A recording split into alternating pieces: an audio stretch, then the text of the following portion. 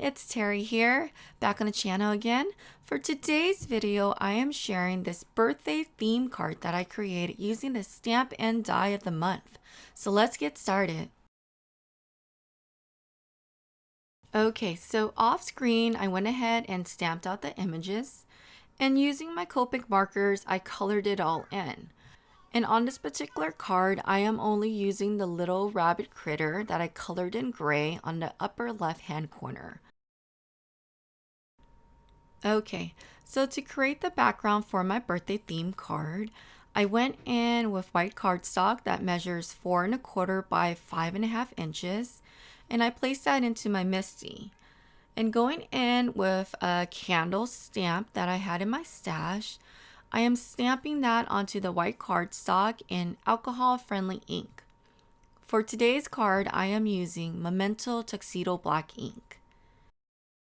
I wanted the card panel to have a row of candles, so I went ahead and stamped it on the right hand side of the cardstock as well as the left hand side of the cardstock. Then, going in with a happy birthday sentiment, I stamped that on the bottom center of the cardstock in the same colored ink. Okay, so here's the layout of the card panel that I want to create. It's a pretty simple card, I think, and then the coloring is just as easy. So going in with some Copic markers, I went ahead and colored in all of the candles. I started coloring using yellow for the candle flames and added some orange into that later. Then going in with some blues, greens, and red, I colored in the rest of the candles. And then going in with some foam tape, I popped up my little bunny critter in the center of the card front. Okay, so before adhering my card panel onto a card base, I wanted to trim some of the sides off.